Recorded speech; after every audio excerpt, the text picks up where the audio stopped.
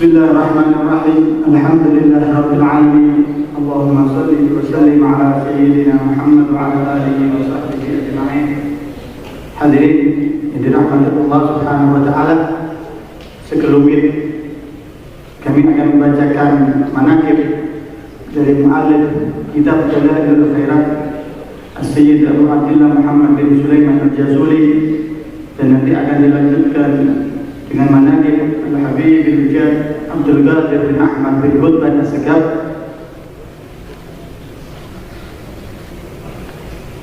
Bismillahirrahmanirrahim. Berikut ini adalah sejarah singkat perjalanan hidup seorang imam yang alim dan amil, seorang wali Allah yang mencapai maqam qutub ma'rifat kepada Allah Subhanahu wa taala, yang muhaqqiq dan wasil kepadanya, seorang tokoh terkemuka pada zamannya yang berbeda pada masanya, Sayyid Abu Abdullah Muhammad bin Sulaiman Al-Jazuli radhiyallahu anhu.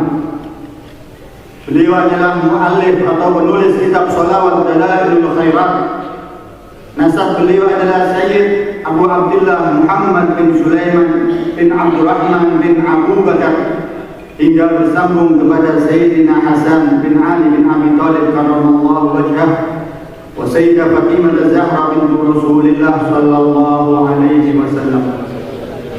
Beliau dilahirkan di Jazulah, Maroko, Afrika. Beliau belajar di kota Fas.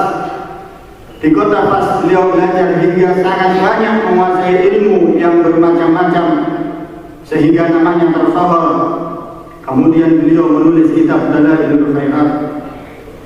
Sejarah menjelang menulis kitab Dalailul Khairat, adapun sebab beliau menulis kitab Dalailul Khairat adalah karena pada suatu saat beliau singgah di suatu desa berdepatan dengan waktu salat zuhur, tetapi beliau tidak menjumpai seorang pun yang dapat beliau tanyai untuk mendapatkan air wudu. Akhirnya beliau menemukan sebuah sumur yang tidak ada timbanya. Maka beliau berputar-putar di sekitar sumur itu dalam keadaan bingung karena tidak ada alat untuk menimba air. Tetapi kemudian beliau dilihat oleh seorang anak perempuan kecil yang berusia sekitar 9 tahun. Anak itu bertanya kepada Sayyid Muhammad Al-Jazuli, "Apa yang hendak tuan kerjakan?" Syekh Al-Imam Al-Jazuli menjawab, "Waktu salat zuhurku sudah sempit, tetapi aku belum mendapatkan air untuk berwudu. Tunggulah sebentar." Kemudian anak kecil itu mendekat ke bibir sumur dan meniupnya sekali. Ada riwayat yang mengatakan meludahinya. Tiba-tiba air sumur itu naik ke permukaan. Kemudian anak kecil itu pulang ke rumahnya, dan Syekh Muhammad Al-Jazuli pun segera berwudu dan melaksanakan salat zuhur. Setelah Syekh Muhammad Al-Jazuli selesai salat, beliau bergegas mendatangi rumah anak kecil tersebut. Ketika anak kecil itu menemui beliau, Syekh Muhammad Al-Jazuli bersumpah, "Aku bersumpah kepadamu demi kemaha-agungan Allah Subhanahu wa taala, demi kemaha-kekuasaannya, demi kemaha-pemberiannya, demi kemaha-sempurnaannya, dan demi Nabi Muhammad sallallahu alaihi wasallam yang sholawat dan salam atas beliau, dan demi syafaat beliau, aku mohon kamu mau menceritakan kepadaku dengan apakah kamu bisa mendapatkan martabat yang tinggi dan karamah sehingga dapat menaikkan air sumur ke permukaan tanpa menimba." Anak perempuan kecil itu menjawab, "Kalaulah tidak karena sumpahmu itu, wahai Syekh, tentulah aku tidak mau menceritakannya. Aku mendapatkan keistimewaan yang demikian itu karena banyak membaca sholawat kepada Nabi Muhammad sallallahu alaihi wasallam." Setelah peristiwa itu, kemudian Syekh Muhammad Al-Jazuli radhiyallahu anhu mulai menulis kitab Dalailul Khairat di kota Fas. Dan sebelum beliau mensosialisasikan kitab itu, beliau mendapat ilham untuk pulang kembali ke tanah kelahirannya. Maka beliau kembali dari Fas ke desa beliau di tepi daerah Jazula. Kemudian beliau dengan kesendiriannya itu bertemu dengan Syekh Abu Abdullah Muhammad bin Abdullah As-Saghir, seorang penduduk di pinggiran desa, dan beliau berguru dalail kepadanya. Beliau juga belajar dengan banyak guru di zamannya.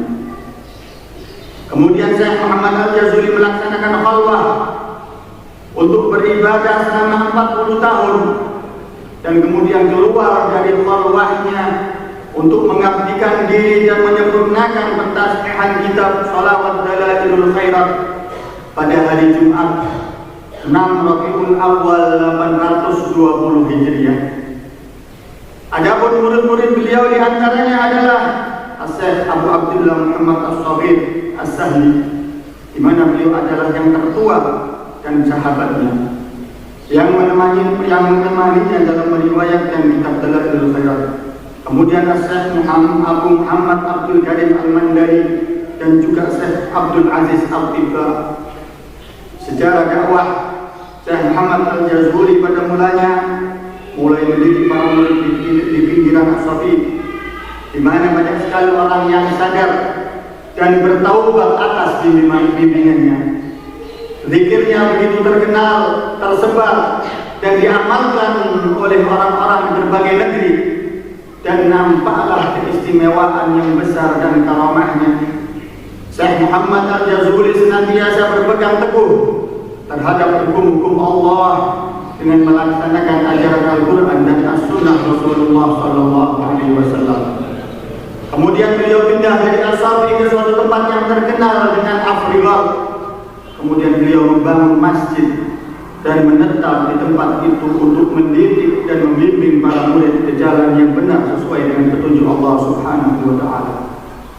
Jelaslah cahaya keberkahan beliau, nampaklah tanda-tanda kerahasiaan dari para fakir dan orang-orang yang tekun membaca zikir kepada Allah Subhanahu wa Ta'ala dan membaca salawat kepada Nabi Muhammad sallallahu alaihi wasallam. Semakin banyak zikir-zikir beliau dikenal di segenap penjuru, dan para pengikutnya pun menyebar dan tersebar di setiap bagian negeri hingga menjadi semarak dan hiduplah negeri Maghrib, negeri Maroko. Syekh Muhammad Al-Jazuli memperpahami tariqah al-Maghrib dari ilmu yang diajarkannya. Syekh Muhammad Al-Jazuli benar-benar seorang yang mencurahkan waktunya untuk menolong dan memberi manfaat pada umat. Beliau juga mengutus para sahabatnya ke berbagai negeri untuk mendakwahkan hukum Allah dan mendorong mereka ke jalan Allah Subhanahu wa Ta'ala. Banyak sekali orang yang mengikuti dan mengamalkan tariqahnya. Mereka juga bertakarruf, mereka juga banyak yang datang langsung kepada Syekh Muhammad Al-Jazuli untuk bertakarruf dan mencari ridha Allah Subhanahu wa Ta'ala. Pengikut beliau mencapai sekitar 12.665 orang, di mana kesemuanya itu bisa mendapatkan fadilah menurut kadar martabat dan kedekatan mereka dengan Syekh Muhammad Al-Jazuli. Beliau wafat pada tanggal 16 Rabiul Awal 870 Hijriah ketika melaksanakan sholat subuh pada sujud pertama. Ada pula yang meriwayatkan pada sujud yang kedua. Beliau dimakamkan setelah sholat zuhur pada hari itu juga di tengah masjid yang beliau bangun di desa Sus Al-Aqsa. Sebagian dari karamah Al-Imam Jazuli, setelah beliau wafat setelah 77 tahun, maka beliau dipindahkan, dan ternyata ketika jenazah beliau dikeluarkan dari kubur, keadaan jenazah itu masih utuh, sama seperti ketika beliau dimakamkan. Rambut dan jenggot beliau masih nampak bersih dan jelas seperti hari beliau dimakamkan. Makam beliau sering diziarahi oleh orang-orang, dan sebagian besar dari peziarah itu membaca sholawat Dalailul Khairat di makam beliau, sehingga dijumpai di makam beliau bau minyak misik yang amat harum keluar dari makam beliau karena banyaknya orang yang membaca sholawat di makam beliau. Kisah wangi semerbak itu adalah sebagian dari sejarah yang lain tentang beliau, bahwa para orang soleh dari berbagai penjuru dan dari masa ke masa senantiasa membaca dan mengamalkan kitab beliau, yaitu Shalawat Dalailul Khairat. Akhirnya beliau mendapatkan predikat sebagai seutama-utamanya orang yang bersama Rasulullah Sallallahu Alaihi Wasallam adalah karena banyaknya pengikut beliau untuk membaca sholawat. Sebagaimana Rasulullah Sallallahu Alaihi Wasallam bersabda, seutama-utamanya manusia bersamaku pada hari kiamat adalah orang yang banyak membaca sholawat kepada-Nya.